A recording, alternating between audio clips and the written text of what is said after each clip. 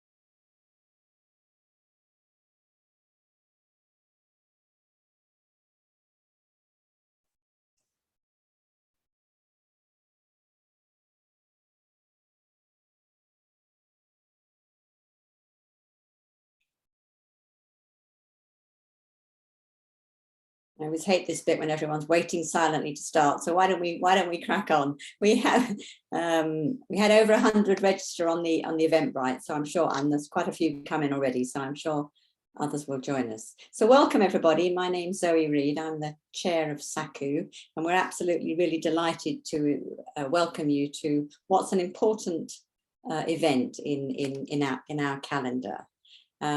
We were thinking who would be a really good person to chair the event from amongst our membership, and we're delighted when Carlos agreed to pick up that mantle. So I will be shortly handing over to him to run the event and to introduce our excellent panel of speakers. But before I hand it over, I just wanted to remind people, tell people for the first time perhaps, that SACU has been promoting friendship and understanding between the people of China and the people of the UK for, since 1965. I think that's 56 years or more. And I really think it's probably never been a more important time to be doing this work. And it's possibly never been a more important topic than this one. So, you know, excellent. You can see why it's so significant in SACU's programme of events.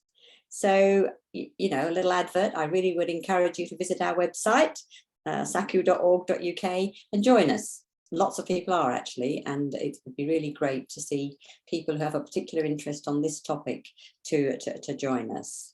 So there's not much more for me to say other than Imitiyaz is on the call here, on the panel. He's our treasurer, newly appointed, and he and I are the tech support in the background now. So we'll fade away and we'll hand over to Carlos to run the event. So thank you, Carlos. Thanks very much, Zoe, and thank you very much for everyone joining us this evening. My name is Carlos Martinez, and I'll be chairing the panel. So our panelists have been asked to address the following three questions. Firstly, how should China's involvement in COP26 be assessed, and what role will it play in tackling climate change post COP26? Second, what opportunities or challenges does China face in adhering to its green pledges? Is it doing enough in terms of policymaking and implementation and grassroots mobilization? Third, how should countries around the world, and the developed West in particular, engage with China for the benefit of tackling the climate crisis? And these are obviously critically important and urgent questions. And I'm really glad that SACU's been able to assemble an excellent panel of experts to address them. You know, they connect with what is surely the biggest question in global politics right now: can we keep our planet habitable? The only comment I'd like to quickly make on my own behalf, as someone who's spent, you know, much of the last 2 years focused on raising consciousness regarding the new Cold War, is that climate breakdown is an urgent global issue that requires global solutions. And it's really difficult to develop those global solutions in an overall environment of political, diplomatic hostility and rising tensions. And on that basis, I think it's a real shame that the US has announced a diplomatic boycott of the Beijing Winter Olympics. For one thing, these are set to be the greenest Olympics ever. and the organisers have gone to significant lengths to make the buildings and the transportation zero carbon.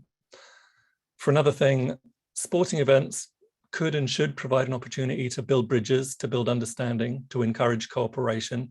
That's the legacy of ping pong diplomacy in Beijing 50 years ago. We just celebrated the 50th anniversary of that.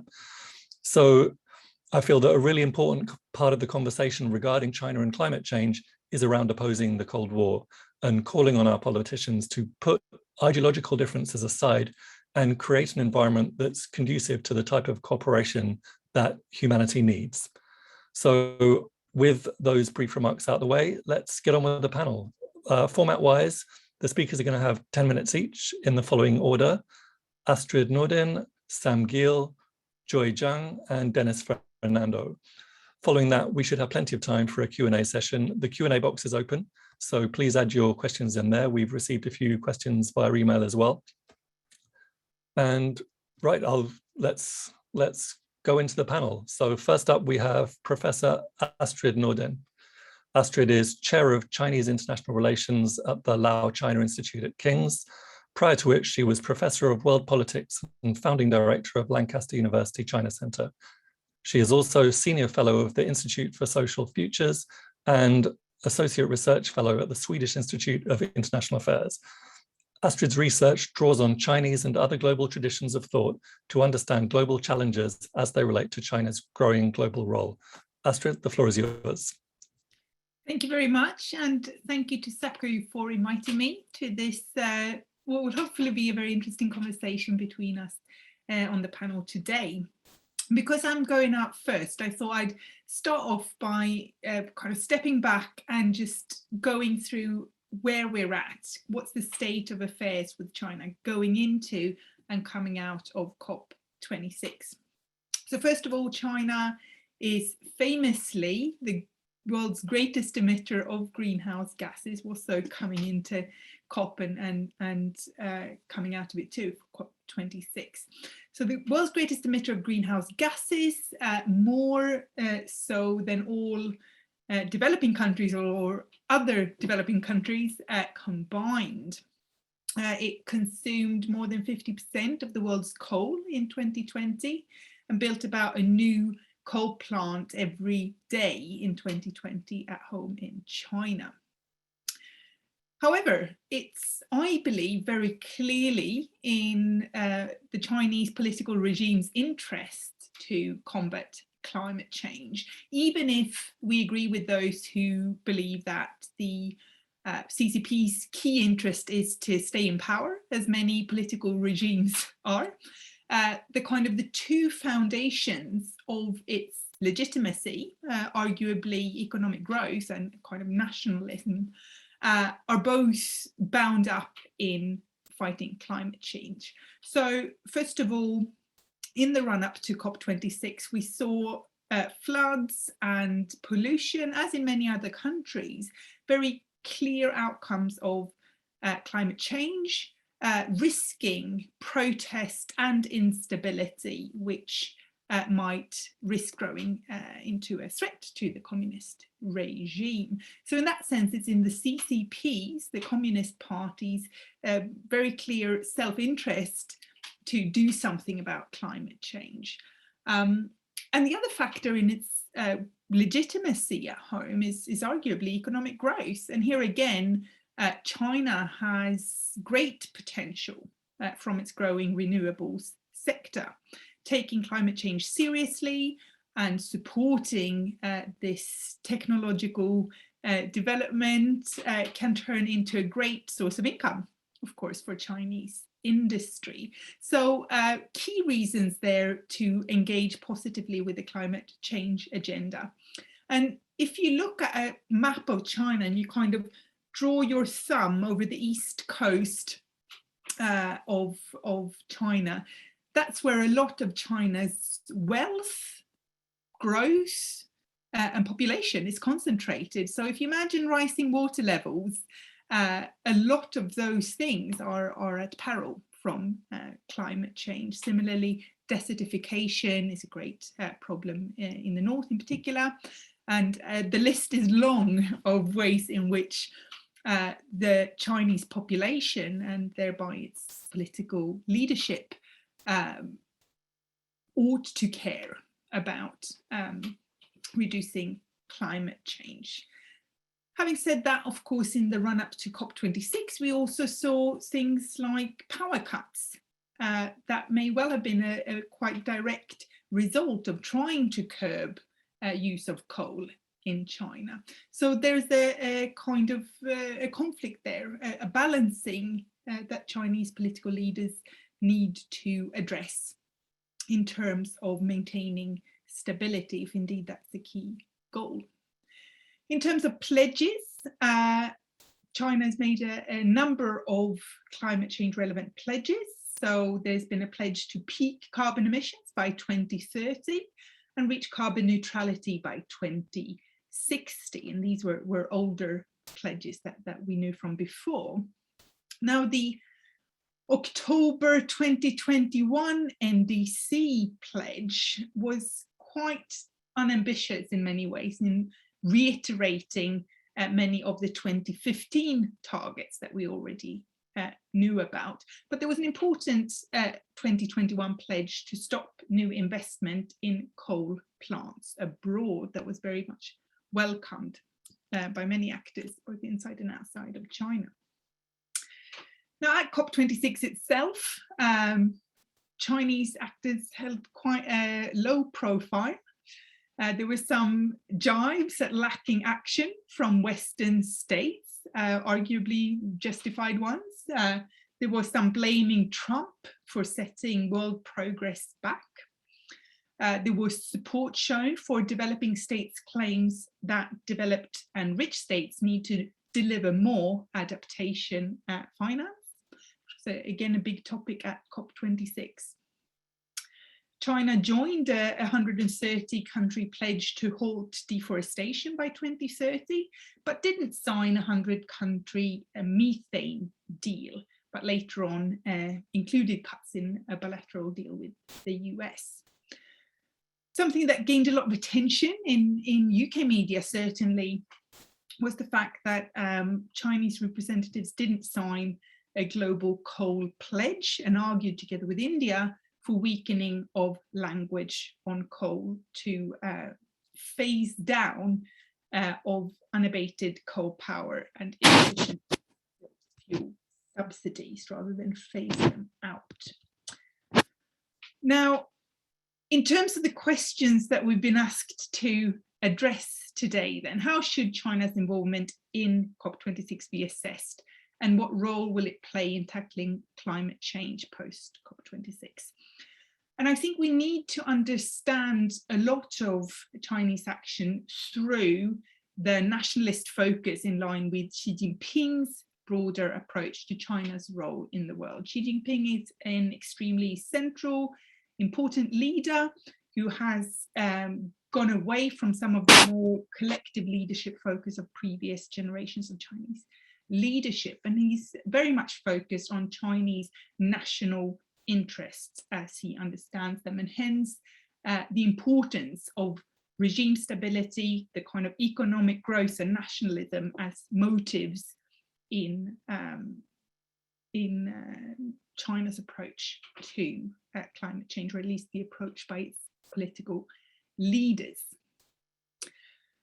Now, in terms of opportunities and challenges that China faces in adhering to its green pledges, well, I think there's a great opportunity here in doing better than others, to build credibility for the claim that Xi Jinping is trying to make on a global stage, and also to a Chinese domestic audience, that China is a better kind of global leader, a better partner, a better regime for the Chinese people than the democratic alternatives that Xi sees the CCP as competing against for hearts and minds.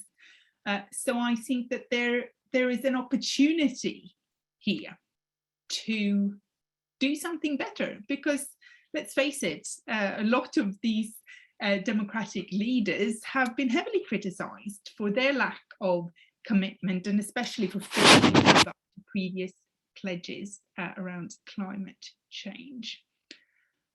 I think there's a big opportunity for China to make a lot of money out of renewable energy leadership that's there right for the picking.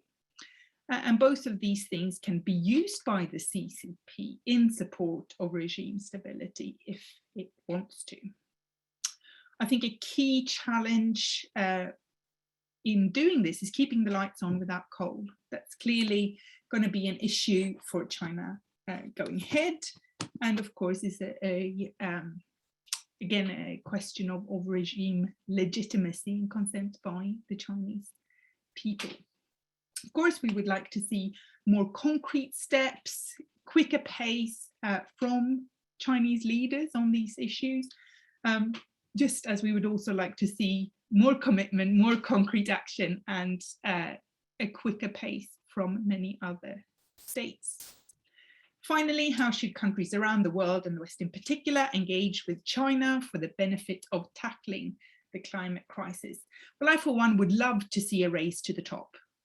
You know, if Xi Jinping and Joe Biden perceive themselves to be in this Cold War race, where ideologies are opposed to each other and there's a kind of battle going on for hearts and minds, where you need to demonstrate to the world that your system is superior, well, go for it, be the better one, you know, convince us that democracy or a nationalist non-democracy can provide a better way forward in terms of climate change action and look after its people better. I'd like to see regimes around the world trying to convince us that they are the better ones at delivering on these goals.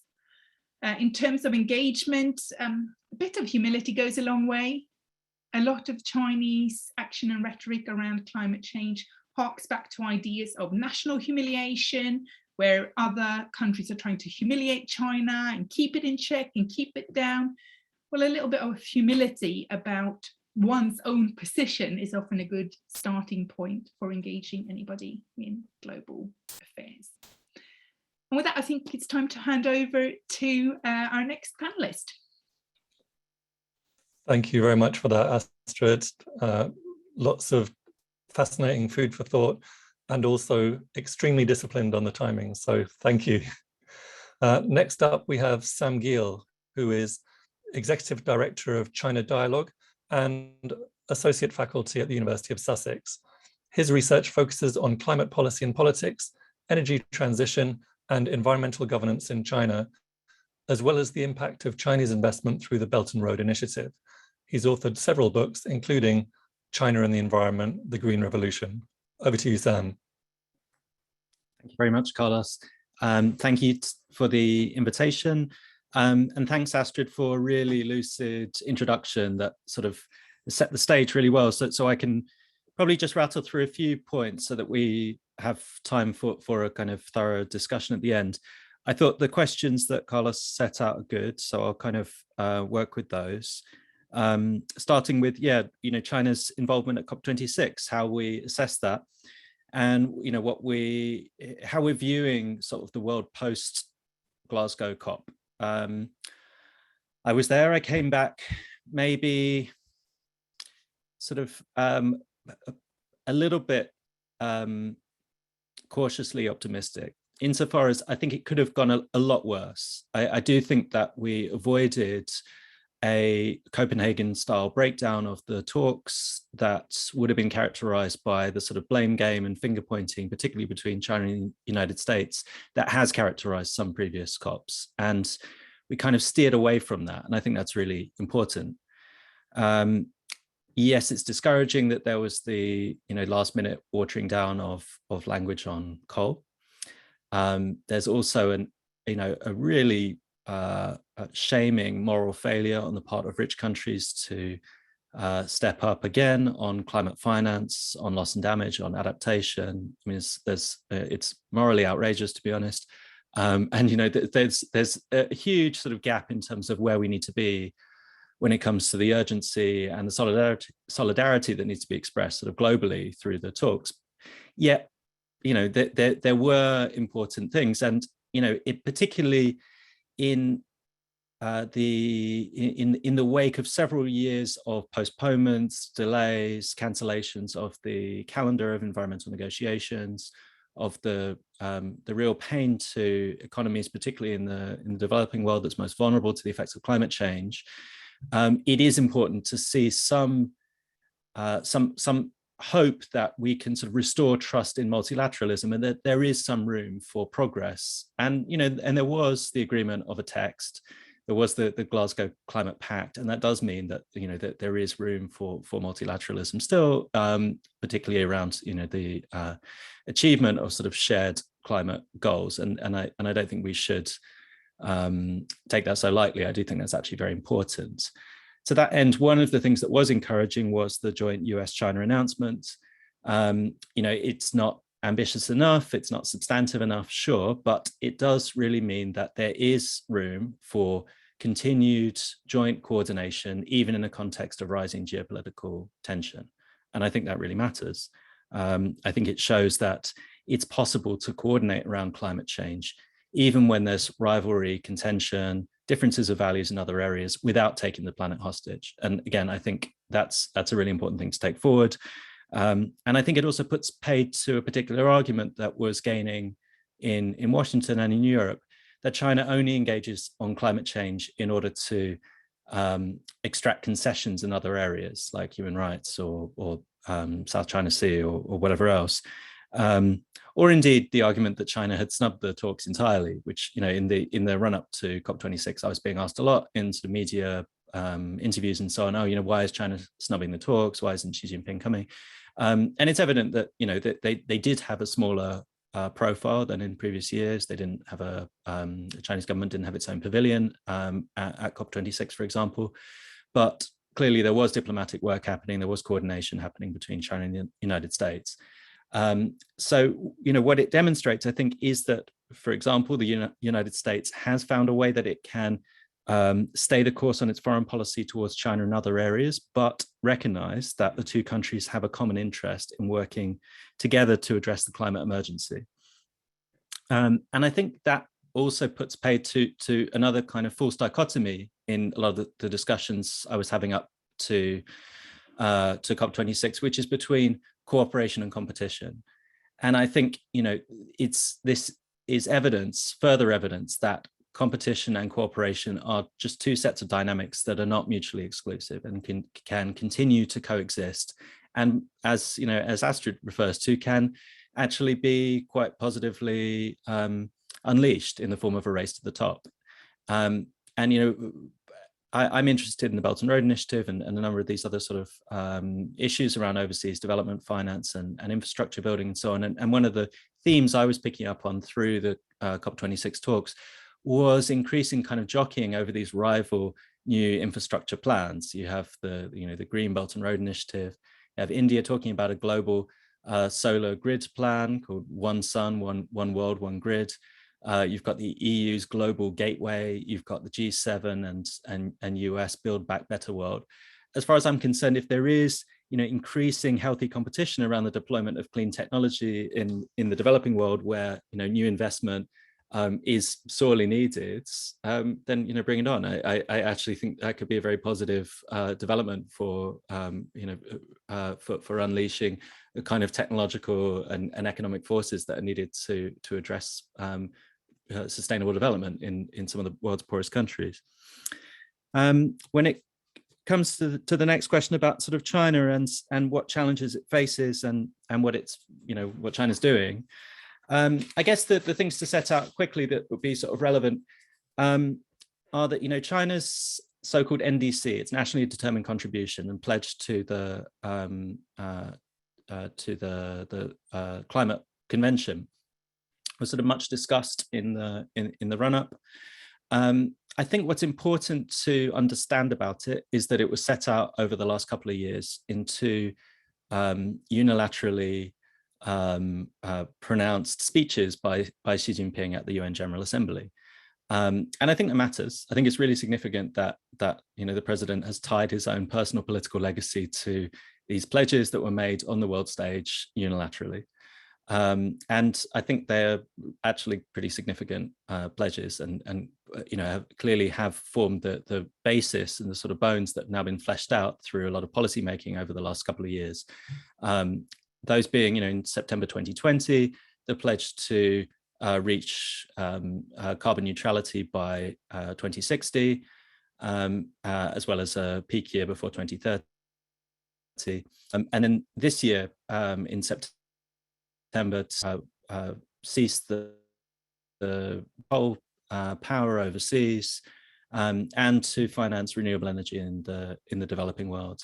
I think those both are very significant. I think that the first one on 2060 is it's actually very, it's ambitious, and it was immediately fleshed out through policy making, through academic institutions, through research institutions, and so on. We saw a kind of a quite a clear roadmap there that is now forming a lot of the sort of basis of policy making.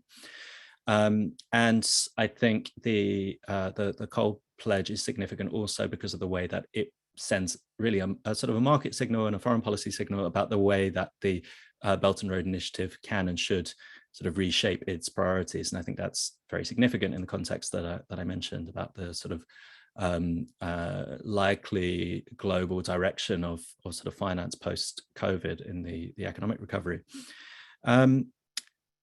Clearly, progress hasn't been straightforward, and I think the way I'd very briefly sum that up is to say that I think there's a very apt academic description of China's sort of regime type, which is fragmented authoritarianism, and I still think that basically stands, which is to say that China's governance domestically is fragmented both horizontally and vertically. In other words, there is protracted bargaining between elite institutions and factions in China. Just because it's an authoritarian state doesn't mean it doesn't have politics. There's vested interests. There's lots of different bodies at an elite level, and as a result, a lot of policy making is much more protracted and watered down at the elite level than the sort of portrait of smooth technocracy might lead you to assume. It's also fragmented horizontally, which is to say there's often quite a large gap between central and local. And that's, accounts for a lot of the kind of push and pull that you see where, for example, coal-fired power plants will be, commissioned at the local level, and then you'll see the central government kind of swoop in and cancel them, weeks later or whatever, according to some edict that doesn't fit with. And that's characterized actually quite a lot of the more sort of recent governance moves, this sort of top-down, swooping down through often the sort of disciplinary apparatus to try to make sure that provinces are keeping in line with air pollution policy requirements, for example. I mean, a lot of the growth over the last 30 years was essentially unleashed through a very high degree of devolution to provinces and counties and cities and so on. And as a result, there are very powerful, often quite collusive relationships between polluters and local governments, and a lot of kind of structural misalignments and so on that have sustained that.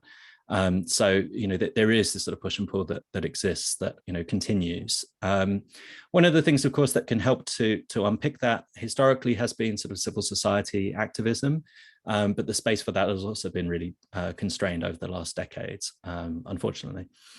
The other point that I think I'll make that Astrid has also really outlined very clearly is that I think all of this and the continued focus on climate change, despite, for example, rising geopolitical tensions, despite rising jockeying between China and the United States, is evidence, if we needed it, that the Chinese government sees climate action as being in its national self-interest. I totally agree with Astrid on that point.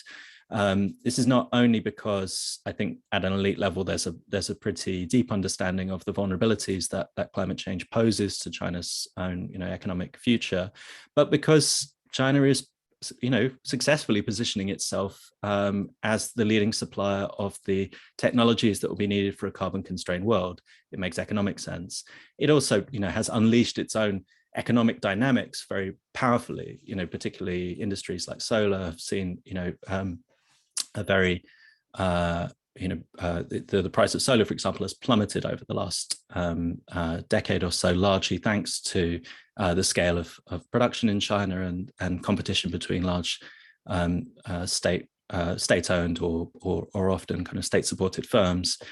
And there's also these co-benefits, whether it's dealing with air pollution, water pollution, restructuring the economy away from more energy-intensive, polluting, low-cost manufacturing towards innovation and services, moving up the value chain, restructuring large state-owned enterprises. There's these kind of clear co-benefits with a number of other big top-down political economic drivers that I think are clearly seen as being in the party state's benefit. Plus, as Astrid also mentioned, that just the public legitimacy angle, which is to say being seen to act on issues of clear public concern, and pollution is certainly one of those. Even if climate action doesn't always align exactly with dealing with air pollution, there's some very obvious places where it does, particularly in dealing with coal, which is one of the major issues.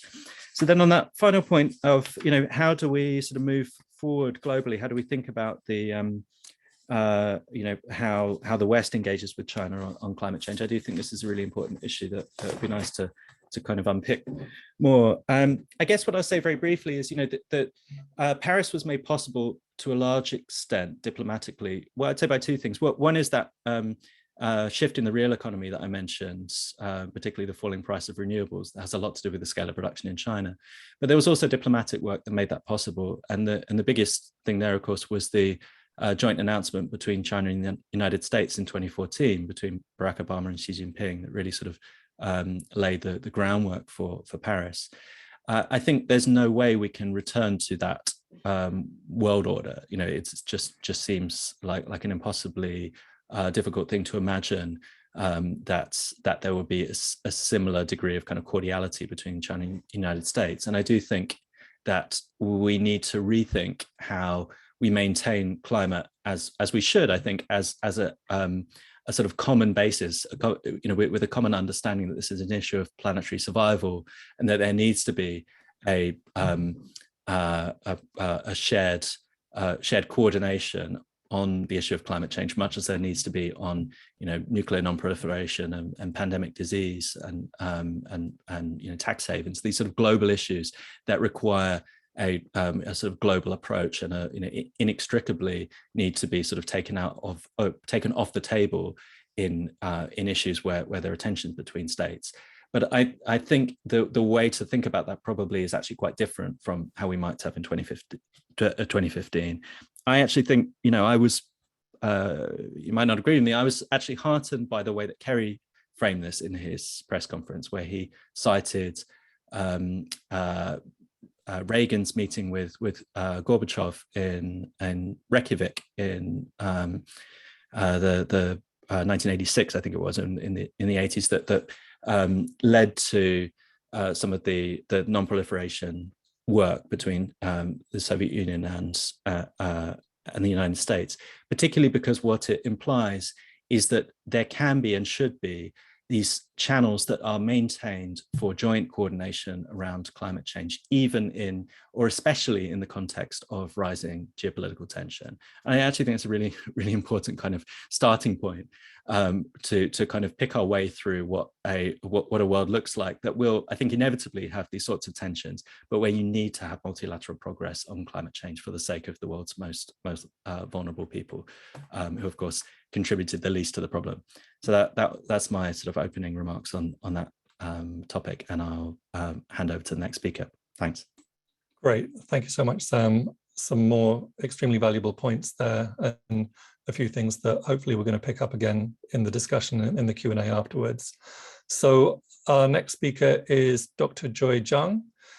She is an associate professor and director of studies in sociology at the University of Kent. Her expertise is in the transnational governance of scientific risks. She's on the editorial board of the journal Environmental Politics, and she's authored 3 academic monographs, including the 2013 Pluto Press book, Green Politics in China, Environmental Governance and State-Society Relations. Dr. Zhang, the floor is yours. Well, thanks, Carlos, for the introduction. And I also want to thank Saku for organizing this panel. It's a great pleasure to be here. And I think the point I want to highlight today is that I feel it matters relatively less what China promised to do on paper. And it matters more for us to be aware of what I call the action space for China's climate initiatives, and to help and nudge China to expand that space. And I will explain this point, and I hope through my explanation, you will find that I effectively address the three brilliant questions that Saku has put forward.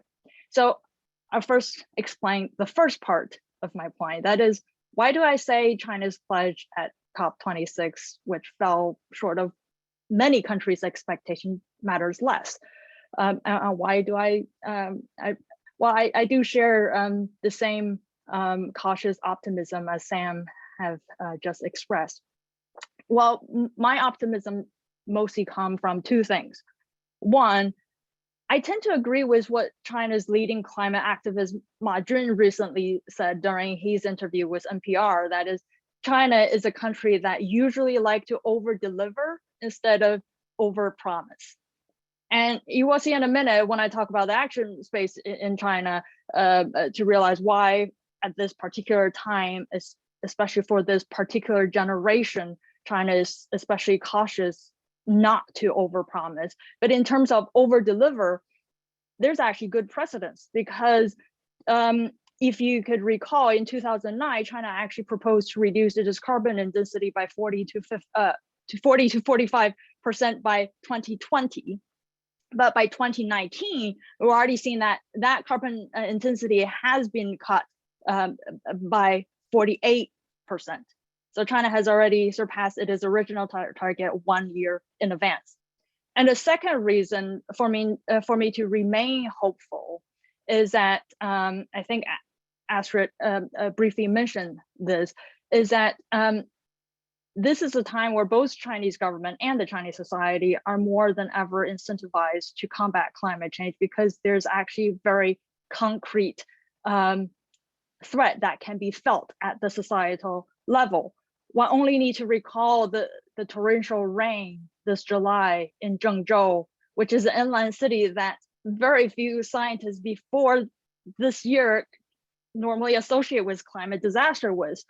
And you may recall that horrifying footage that you can still see on YouTube of how ordinary people just got trapped inside a subway with water shoulder high and not knowing if this is the last message they're going to send out or not. Those are ordinary people. And I think that was a very sobering moment for many, many ordinary Chinese citizens.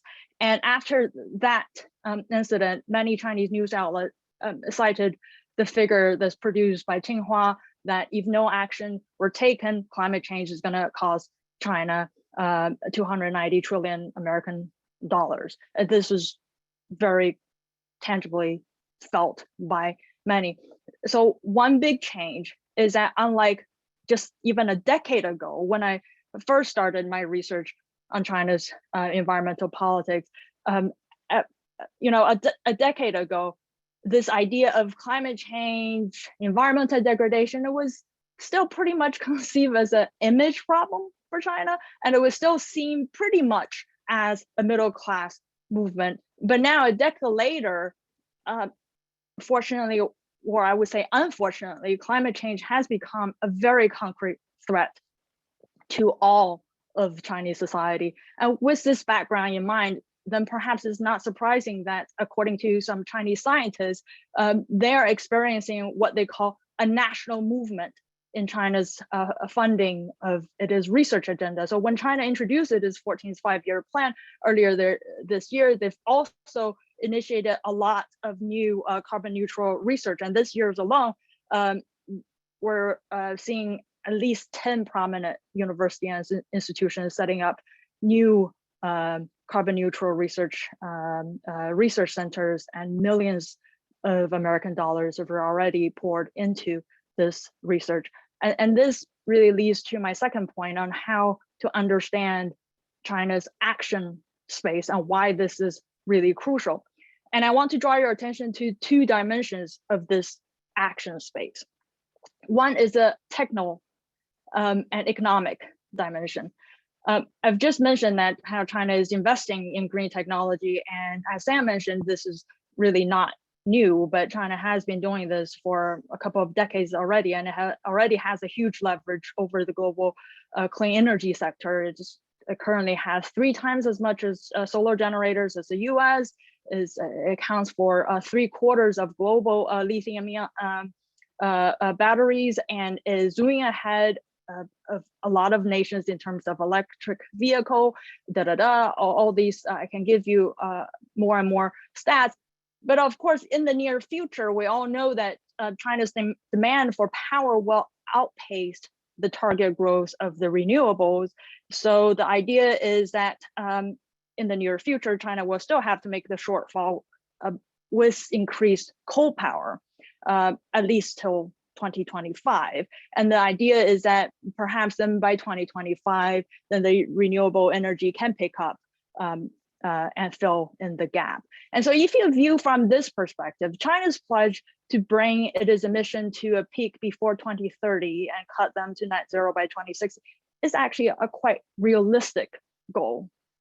And of course, similar to many countries around the world today who's struggling with COVID recovery, China is not gonna risk its economy, which is already been slowing down, and it is gonna be cautious about what it promise at the international discussion table, especially given the fact that in terms of per person emission, China, very similar to India, is still much behind most of the developed countries. And this leads to my second point, or the second dimension of China's action space I want to draw your attention to, that is the social political space. And if you look into the social political space, there's something that has changed and something has remained unchanged. And what has changed and is often ignored in Western discussion is that, this new generation of Chinese, they're much more rights conscious. And I know a lot of you may be thinking, we know that. Yes, we all know that. But in Western discussion, when we talk about a new generation of Chinese being more rights conscious, we're thinking about their being rights conscious of their civil rights within the nation state. But I want to draw your attention to the fact that they also have a very sharp sense of their rights as a global citizen. This is to say that they don't just have demands and expectations of the Chinese government, but they also have demands and expectation of the world, especially the Western world, and especially in relation to the perceived fairness of the Western discussion on climate action, such as what is a fair share of responsibilities? Do what you can do, and what's the fair share of sacrifice? Decide to give up what you could do. And I think emotionally more important and sensitive to late developing country is that fair recognition or even celebration of a society's effort. For example, we talk about whether or not China has done enough, has committed enough, but by whose standards? Because if you're thinking about dropping the emission from more than 11 gigatons of carbon dioxide in 2020 and bring that to net zero within just 4 decades, while China may not have committed enough, perhaps for others, it could speed up this reduction. But this scale of reduction and the speed is something that no other country has attempted before. So in the eyes of the Chinese audience, China has already committed to something that no one has done before.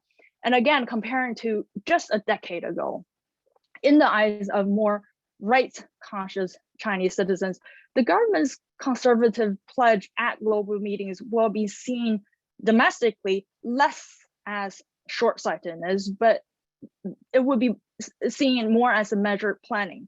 And I think anyone who dismisses this shifting domestic mentality simply as a result of nationalist propaganda is underestimating the agency of globalization and the agency of the subaltern. So this is something I want to bring your attention to. And leading up to how can we better engage with China? Well, I guess one of the suggestions is, just as China is trying to develop a better narrative of a better China story, perhaps we should also start to reflect on how to adjust our narrative of how to articulate our expectation to China and to Chinese people, so as to make transnational collaboration more effective. This is what something has changed, at least from my view, quite drastically. But unfortunately, something remained unchanged in the social political space for China's climate action. And perhaps this is not news to you. That is, I feel China's chronic suppression of domestic debate has really constrained its actual ability to deliver a sustainable and socially inclusive climate action. And in fact, last year I co-authored a paper examining Shanghai's failed pursuit of just sustainability in its urban planning.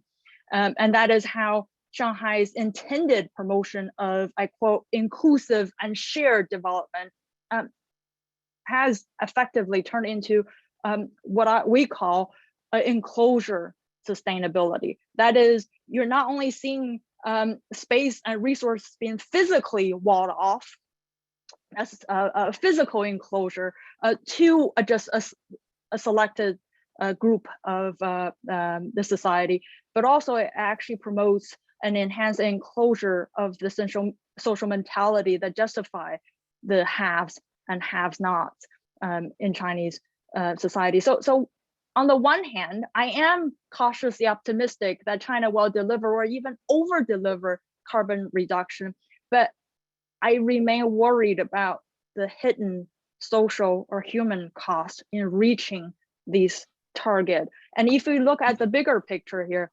as Astrid have mentioned, there's already a huge economic disparity happening in China. If you look at the carbon intensity in China, it's the same.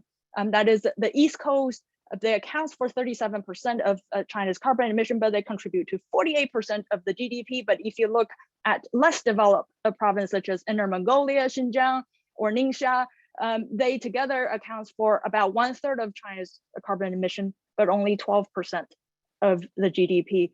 So the worry is, with the concentration of investment and decision-making, will that lead or exacerbate climate disparities within China?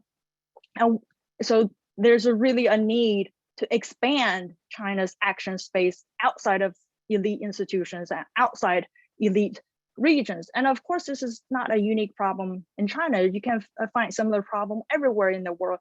But I think China somewhat hosts an extreme version of this problem. And I think this is where voices from the global civil society, transnational social movement, and engaging China with more visible social debates may help. And that's my view. That's excellent. Thank you thank you so much, Joy, for those very interesting and insightful remarks. A very, very useful and unique perspective. So our last panelist is Dennis Fernando. Dennis is a climate change activist. He's been part of the Occupy London movement and an officer of the National Union of Students representing African, Arab, Asian and Caribbean students, as well as being a student union officer at Goldsmiths University and the University of London Union. Dennis is also a songwriter and musician whose work has featured across BBC Radio and RTE Lyric. And just to let the audience down gently, Dennis is not going to be delivering his speech in the form of song.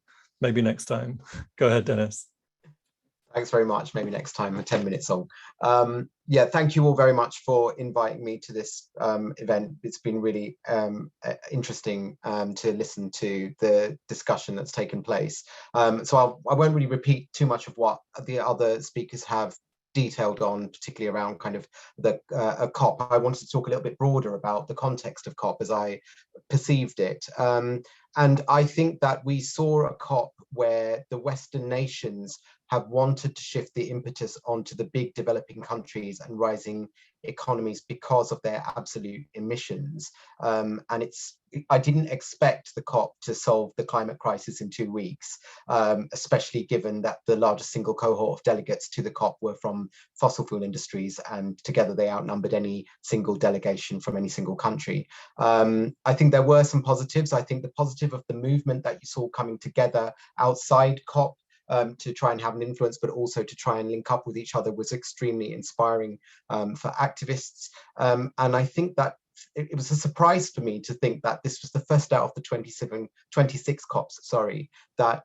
you saw fossil fuels being scrutinized at center stage, which is a good development, but it does make you ask the question, how long? And perhaps the answer is the largest single delegation of fossil fuel delegates. I tend to agree with Greta Thunberg, who described the overall aspects of it as greenwashing, and it certainly was the case, I think, for the West going in and coming out of this. And I say that because we are still on course for catastrophic runaway climate change beyond the tipping point of 1.5 degrees. And this is not the fault of the global South or the developing world. It was started in the West and propagated by the West and its allies through the Industrial Revolution. The developing nations are very, very aware of this and have been asking for years for $100 billion annually to mitigate this, and that amount is going to keep going up and up. That's now the bare minimum. It should be a lot more, because as climate impacts get worse, you need to give the developing nations more to deal with those, but also to develop in a way that isn't going to be like the way the Industrial Revolution was. And we talk about 1.5 as a safe limit, but I always find the word safe quite interesting, because it depends on where you reside. If you look at the world we're in right now, we are just under 1.2 degrees, and it feels quite dangerous. The level of hurricanes, heat waves, storms, and floods are now part of the new normal. Species are facing an extinction like we've never seen in the time that humans have been on the planet. And so the next decade is going to be critical to stay within 1.5 degrees, but emissions are set to increase globally by 13% by 2030, when what we need is net zero. And we are currently on course. Calculations are showing for a 2.5 degree rise in temperature, which is, I'd pose it as slightly less catastrophic as 3 degrees, but it's not an outlook that we can relax about, and it's certainly not one that governments should be feeling, particularly of the West, should be feeling jubilant about.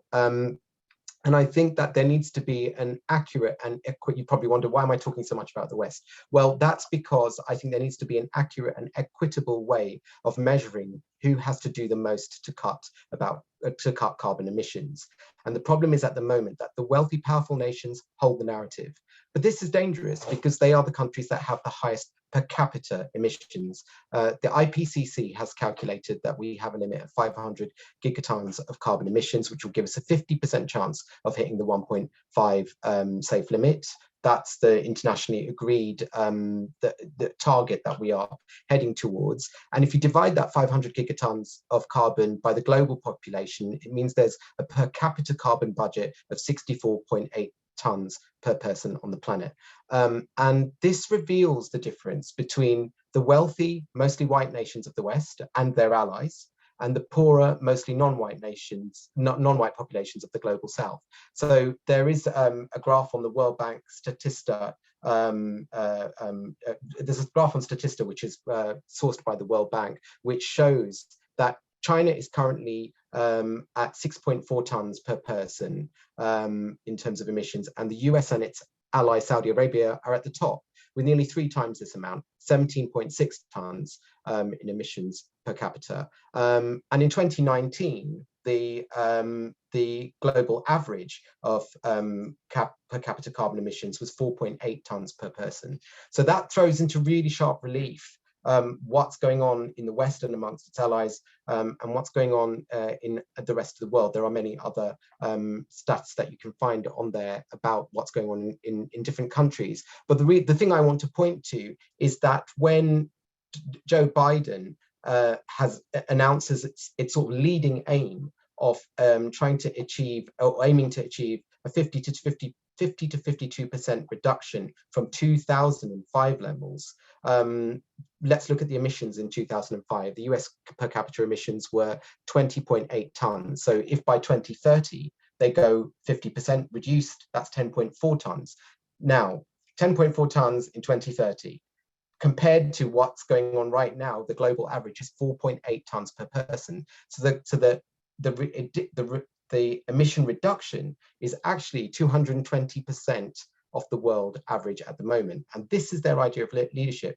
And it comes down to one very important thing that we've got to kind of bear in mind in terms of the power in the world at the moment. You know, the global north, the top 1% of the global north have to cut their emissions by 97% to meet their obligation to stay on track for 1.5 degrees. And this is why you're seeing kind of resistance, deny, delay, obfuscation amongst that cohort. And that cohort is very, very powerful in the West. It dominates society, it dominates political structures, and it dominates Western media. And therefore it has a huge impact on our thoughts and the way we think of this new problem and this new challenge and this which needs urgent solutions. And so just to come to a perspective on the media at the end of COP26, where there was this sort of media denouncing of India watering down the statement on coal and wanted to change the wording to phase down from phase out. And this was the lead story in the Western media, which is why I wanted to talk about it.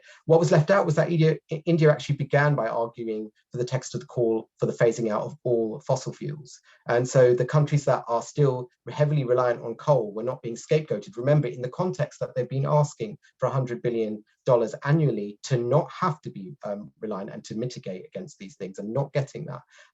What they wanted to see was all fossil fuels being spoken about in the round. But the West doesn't want that because it is reliant on oil and gas. So the final communique points out coal and precisely ends up with a narrative that points at India and China, whilst the West walks away being able to carry on with oil and gas exploitation. If you want to see the sharp contrast or hypocrisy in this, 1 week after talking about this at COP, the US opened its largest ever oil and gas license auction for offshore drilling in the Gulf of Mexico. And Joe Biden has been approving more oil and gas permits each month than Donald Trump did during the first 3 years in the White House, according to new research that's just come out. So it's point the finger at India at COP, but drill at home. And that kind of approach, I think it's been touched on by the other speakers, is one that is going to be of great concern to the citizens of the world, for whom justice, climate, all power, all these things are playing a very, very important role. So it's clear that the Western wealthy nations need to do more to reduce emissions. This requires drastic measures on their part, a sharp turn into renewable energy, keeping fossil fuels in the ground, massive investment in green jobs, all these things that will create a healthier population and also a better world, and coming off oil addiction as well. I think that when we look at what the opportunities and challenges that China faces in its green pledges, we've seen that China has got the aim of peaking emissions by 2030. It's increasing forest stock by 6 billion cubic meters from 2005 levels, and it's creating a forest the size of Belgium every year. And it's bringing the installed capacity of wind and solar power to over 1.2 billion kilowatts, with the aim of doing that by 2030, but is actually going to achieve this by 2026. And as someone earlier said, the mass production of solar panels is going to be a benefit to the sunnier economies of the global south.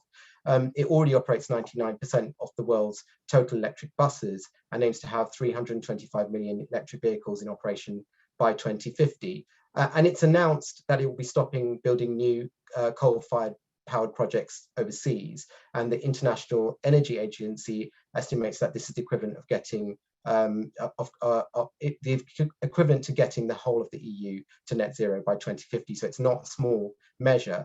I think that the US-China declaration is a good thing that we saw at the end of COP, and it's a different approach from the US on that one particular issue. And I can't help feeling that's because the US wasn't able to get the narrative that it wanted to be the presiding one at COP. Just to end, I think that global cooperation is the way that we come out of this. It's the way that we have to move forward. And that means that the power that has so far historically resided in the West in the modern era often at the cost of the global south. So think of slavery, colonialism, exploitation of resources. We cannot go on like that anymore. If we don't stop the rising waters that are hitting Bangladesh, the forest fires in the Amazon, and the deadly heat waves across the world, we cannot be surprised when they visit us here in Britain and across Europe. And if Shanghai goes down, so does New York and Miami. So the hostility towards the rising economies of the global south is a diversion from spending time, effort, and money on a green jobs revolution that could power cleaner energy, a healthier, more equal world. But right now, the US and its allies are moving in the wrong direction. So if you look at COVID, Trump was blaming China for the coronavirus, unleashing a wave of xenophobia all over the world, when China's measures did more to save lives than the US and the UK. And the US is initiating the Cold War. And that is being prioritized over stopping climate change. The US military budget is $778 billion and is producing an armed force with a carbon footprint slightly larger than that of France, when the proposed climate budget is just $55 billion a year. Imagine if you flipped those two things. Imagine if you gave that kind of money to stopping climate change instead of starting war. That's the kind of dialogue that we need in the world right now. And it's sadly not coming out from the US. So global cooperation is the way forward. And I think that we just have to keep remembering that what is hitting the global south is decimating lives and livelihoods there, but it also will end up coming our way. So we need to be very much on top of this problem. And this is a very important existential question if allowed to go unfettered. And so I'm really glad to be here and part of it tonight. Thanks a lot, Dennis. Another very powerful and information-rich presentation. So that's the end of the introductions. We've got a solid half an hour left for the Q&A session. So I'm just going to go straight into that. We've got probably a total of about 10 questions to pick from. What I'm going to do is I'm going to read out 3 questions chosen at random, and then we'll just do a round. Please, panelists, put your hands up if you want, when you want to come in, essentially, and you'll have 2 or 3 minutes to make your contribution. And I think that way we should get through 2 rounds of questions. So first question is, China estimates that its plan to slow the growth and then reduce its carbon emissions will cost some $2 trillion per year in the coming years. In what ways, if any, can the UK help with the climate financing for this? Second question, are market mechanisms adequate as a solution for the immense challenge of global warming? Short one for you. And thirdly, are there Chinese NGOs addressing climate change and campaigning for solutions? Are any external climate NGOs currently working with Chinese partners? So that's the first 3 questions. And hopefully one of the panelists will raise their hand to take the first bite of the cherry. Any volunteer?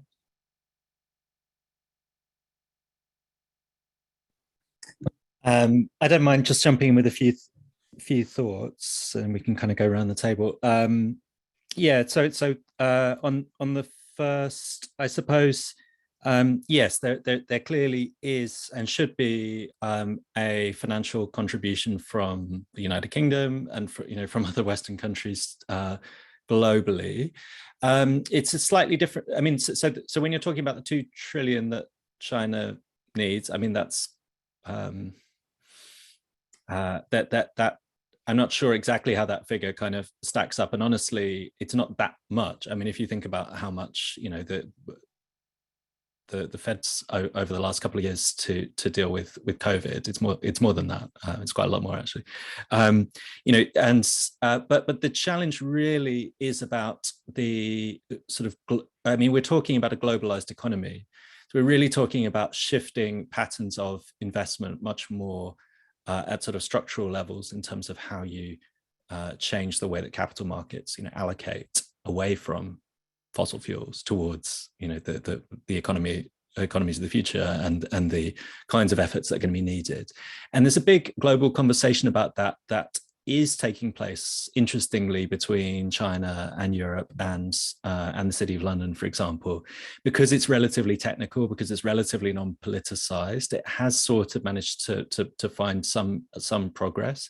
There are committees between the People's Bank of China and working with the G20 on kind of new rules around finance, particularly focusing on things like removing subsidies for fossil fuels.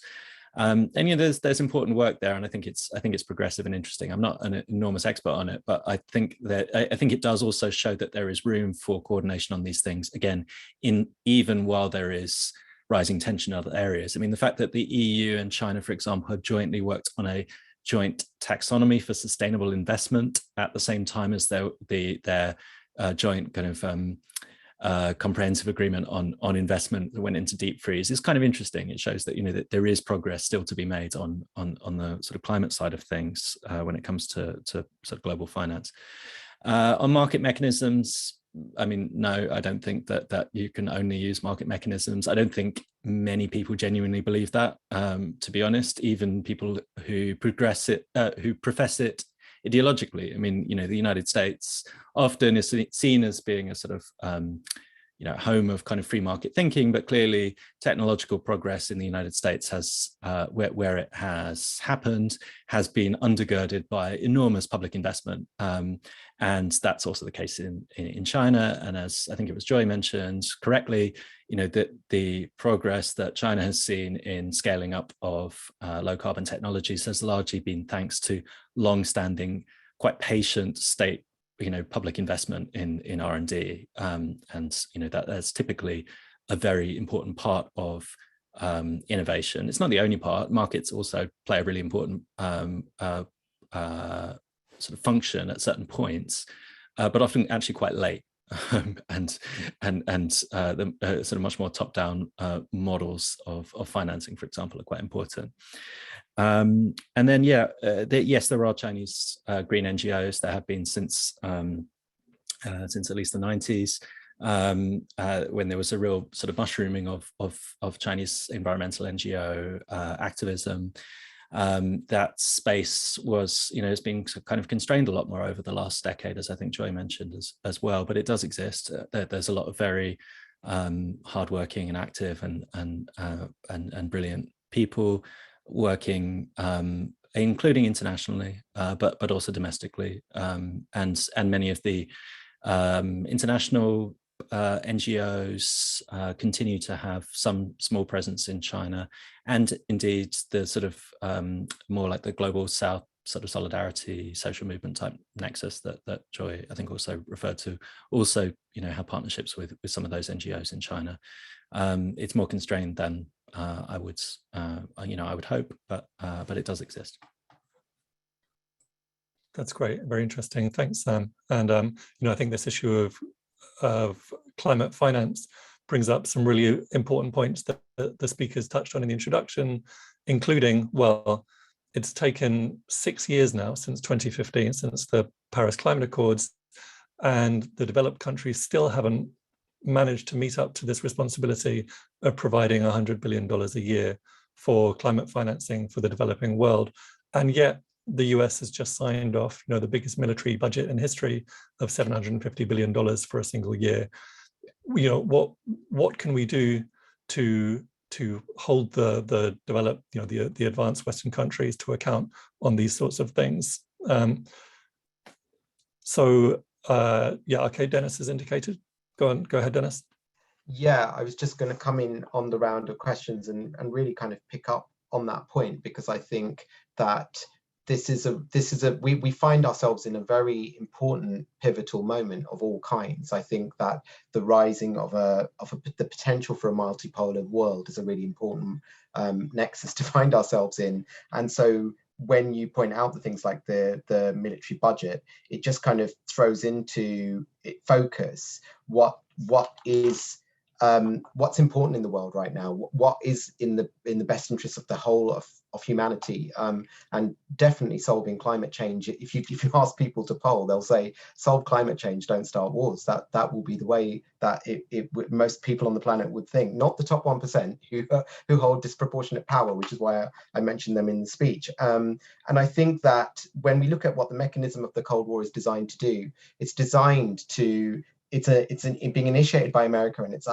allies to take China away from economic, from funding economy and into defending itself. But this is a hugely dangerous thing to be doing right now, because part of, as people have said quite rightly on this call, part of defending economy, defending population is defense from climate change. And therefore, I think we've also got an eye-watering military budget here in Britain that I'd much rather was spent on the NHS than in pivoting militarily towards China at all. So I think that there are things that we can do here. Let's think back to the Iraq War and think of how, if we'd been able to stop Blair, Bush would never been able to talk about the international community, because he wouldn't have had another country standing shoulder to shoulder with him. So I think that all of these things, they benefit our population, because less military spending can go into defense against COVID, which is very important right now, but can also help on the international arena. And that was one of the points that I think is a post-COP phenomenon. I think we've got movements now in Britain that can link up with the global south in a way like never before at this critical moment. And on the question of NGOs, I think it's really interesting to look at the civil society report, which you can get online. I can find the link for it, but it's called civilsocietyReview.org, and it's organizations like the World Wildlife Fund, ActionAid, and Friends of the Earth. I'm just going to read a little bit from the report, because I think it sums up some of the things we've been talking about in terms of what's a fair share in terms of climate. So it reads, while the very wealthiest countries, US, UK, EU, Japan, remain consistently far below contributing their fair shares for the global effort. In fact, some less wealthy countries, China, India, South Africa, Kenya, have mitigation pledges reaching about or above their full fair shares, although others fall short. Unless all countries markedly increase their domestic emissions reductions, a future within 1.5 degrees will remain out of reach. For wealthier countries, this also means dramatically increasing flows of international financial and technological resources to less wealthy countries. And for less wealthy countries, this means emissions reductions in excess of their own fair share that are internationally supported and financed by wealthier countries. So therein you see the need for global cooperation, and any moves away from that right now is very, very dangerous. And that's coming from NGOs. Great. Thanks, Dennis. And next up, we have Joy. I just want to briefly comment on the first question. And I completely agree with what Carlos, Sam, and Dennis, you've said about the finance aspect, especially what Dennis said about the Western hypocrisy of not living up to its promise of financially supporting global south. But I also want to be a little bit more provocative here, because you need to understand I'm a social scientist, so I'm looking at social justice and other issues. And in terms of what UK can do and what UK can invest, I think apart from the hard power that is money, finance, I think there are also a lot of other things, such as research collaborations, such as cultural dialogues, because to quote a Chinese colloquial phrase, whatever money can solve are not real problems, right? The problem that climate change is so challenging is because it's not something that a simple investment can make a qualitative difference. But what I think is missing, and we could do more, is to engage with China more in terms of how to engage with the public, how to include the public better in terms of policy investment debate, to make, in an imperfect world, how to make current effort more effective and fairer, and that also includes how to engage with international civil society. Whereas this, in recent years, we have seen there has been some challenge through this channel, but I think academic openness and academic collaborations would help. And I think in this respect, the UK's Royal Society has been really, really good in terms of keeping up the dialogue and the collaboration with Chinese scientists. But natural science aside, there's also need for interdisciplinary and even social science, even humanities dialogue, and that aspect of academic collaborations. I just want to highlight this, that is, investment is not just about money and hard power itself. Thanks, Joy. And finally, Astrid.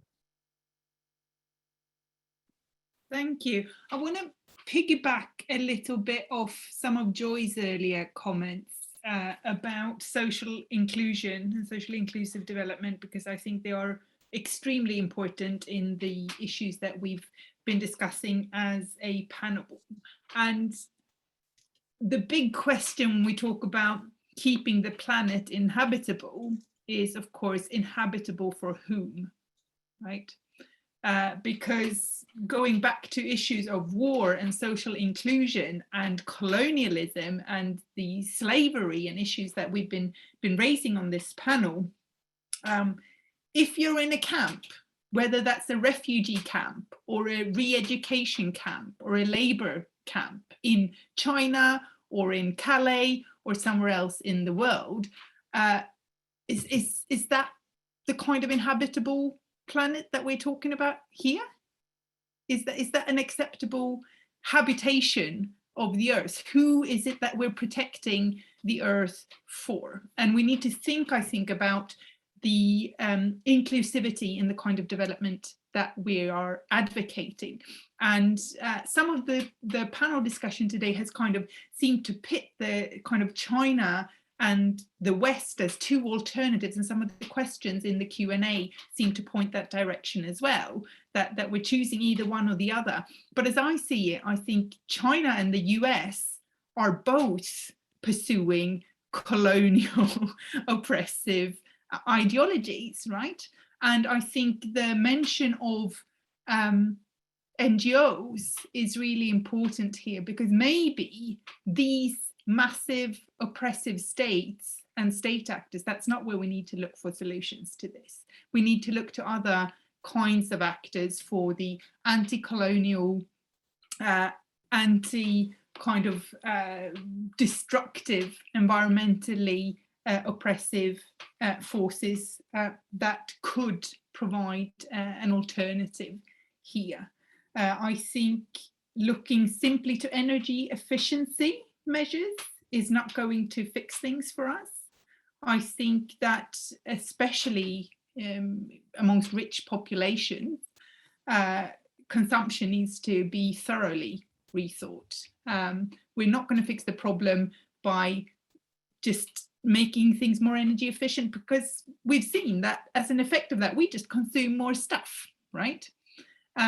So I think there's a more fundamental rethinking where I'm hoping that some of the engagement between people in China and people elsewhere in the world is going to bring out alternative ways of thinking, rather than simply repeating the same kinds of problems that we've seen in places like Europe and the US. And at the moment, I'm not so hopeful about that from a state level in China. And as Joy pointed out, kind of suppression of domestic debate in China is hampering rather than helping the efforts that we're talking about here. And I think that makes my view a bit gloomier than it would otherwise be, given that I started off talking about how thoroughly in the interest of both the party state and the Chinese population it is to address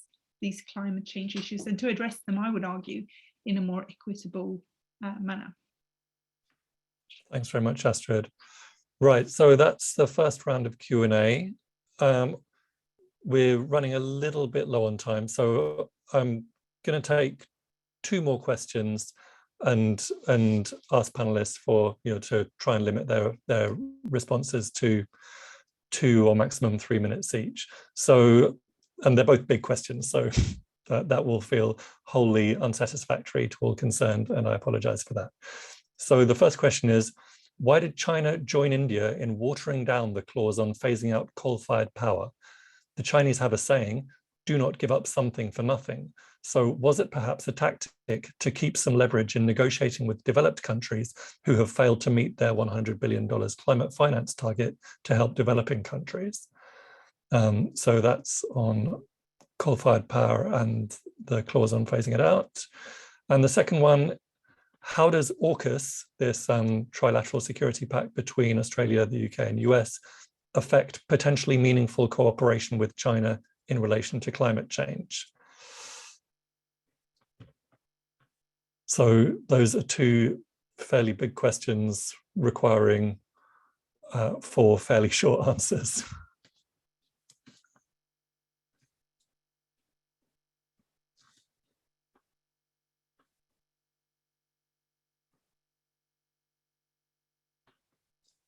Maybe I can, oh, go on, Sam, do you want to go first? I can give a really quick answer on the second one, which is, I think we have very clear evidence that AUKUS didn't affect cooperation on climate change. The evidence is, as I think I noted it before, that Xi Jinping's speech at the UNGA in September 2021, look at the date of that, it's like 3 days after the AUKUS announcement, and it makes a very clear unilateral commitment to phasing out coal on the Belt and Road. Why is that interesting? That's actually something that Biden basically asked for. I mean, it does show there is still actually consistent cooperation on climate change, even despite rising tensions in other geopolitical theaters. And I think this matters. If you look at what Biden was saying on the campaign trail while he was running for president, if he was asked what he wants to do on climate change, he very consistently said 3 things. 1, we're going to rejoin the Paris Agreement. 2, we're going to hold a global leaders summit within the first 100 days of his presidency. 3, I'm going to get tough with China about its emissions on the Belt and Road. Well, actually not long afterwards, China did make statements about how it's working to reduce its finance for coal overseas, and I think that's a good thing, because it means that you are not exporting a really dirty technology that really for which the writing is on the wall globally, technologically, economically, and helping to privilege the export of those leading industries that China has, as we've mentioned, inculcated through very important kind of strategic niche that it's created through its own top-down industrial policy. I think it's a really positive thing. But yes, it did actually stay on track despite AUKUS, and I think that's worth remembering. On the other question about coal, I think it's very complex. I wouldn't say that I would take that one particular negotiation as being a kind of, what do you call it, a sort of a metonym or a synecdoche for the whole larger problem. And I guess it gets back to, I think maybe it was Astrid was mentioning, essentially, climate change is a wicked problem, or maybe it was Joy was saying it's a wicked problem. It's not a silver bullet kind of problem. Some environmental problems pretty much are, actually. I mean, they do have straightforward ways that you can address them. Climate change is like talking about inequality or poverty or war or something in terms of the way that it's inextricably joined up with every other section of kind of economy and society, and needs to be talked about in a million different frames, and any single solution, quote unquote, will also contain the seeds of resulting problems. And so you need to get to broader kind of systemic conversations, and then that gets to how you frame these things politically. I think I frame them politically differently from some people on the panel, more closely to other people on the panel. I would very quickly, as a last thing, agree with Astrid's last point to a degree, which is basically to say, for me, the challenge at the moment is stopping progress on climate change, particularly for those people who are most going to be affected, and that is people in the global south who are the least responsible for the problem. from having their efforts to address climate change being kind of ground between the millstones of geopolitical tension, particularly between great powers like China and the United States. And that frightens me. That's kind of what keeps me awake at night. And I would like to maintain some space for progress on the sort of multilateral dimension of this and the development dimension of this, while geopolitical tensions, I think, are unavoidably going to rise, because that's about deep tectonic shifts in the global economy. Thanks very much, Sam. And next up, Astrid. So I'll quickly address the first question then about why China wanted to, as the question put it, water down this language on coal. And I think there are two key reasons for this, again, bound up in legitimacy of the CCP. First of all, there's a real risk that stepping back on coal significantly and quickly, whilst you're pushing for a growing economy and growing middle class, that you are encouraging to go out there and consume stuff, is that the lights go off, as we saw them do just in the run up to COP26. And there's a real risk there. And I think Chinese leaders wanted to keep open the possibility that if they need to, they can fall back on coal again. I also think that there is an element there of sticking to a nationalist rhetoric that China has kind of put out there, or the Chinese leadership under Xi Jinping has put out there throughout, which is, we're not doing things on anybody else's schedule, right? This goes back to the rhetoric of national humiliation that all of this sits inside, where Chinese leaders are saying, we Chinese, the CCP, the communist regime decide the pace at which China will pursue these different objectives, the deadlines we give ourselves, the timelines. We're not doing this because some white bloke in Washington says that this is the deadline they're doing and therefore we should do the same.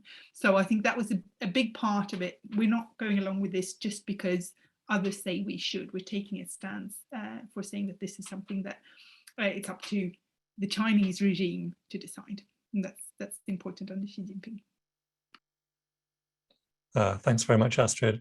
And of course, important to remember that, kind of formal commitments aside, China has made some pretty impressive progress in terms of reducing its coal use over the last 10, 20 years, down from 80+% of its energy mix to, I think it's around 55% now. It's actually lower than Australia's, which is pretty inexcusable for Australia as an advanced, wealthy country. Go ahead, Joy. Just very quickly, just to emphasize what, or echo what Astrid have said about the coal question. And I think if you also look at what China has been doing with Africa, it actually kind of further makes sense. One thing is that China do want to water down the language so as to create bigger action space for it, to take off the pressure for itself, but also it does still want to see itself as the alternative leader of the global South. So this is where it benefits, and it provides a more consistency in its as a leader or representative of the global South's interests. And on the second question about the meaningful collaboration, I think we're going to see political tit for tat for quite a while on various issues. But going back to my point of why I remain optimistic about China's climate change is that I don't really think that people is going to play with fire with existential threat, especially given how tangible it is for ordinary citizens. So I don't think they would intentionally want to use climate change or place political bets on those things. But this does not mean that they won't get things wrong. But I just think they won't intentionally sabotage it. Thanks very much, Joy. And Dennis, over to you.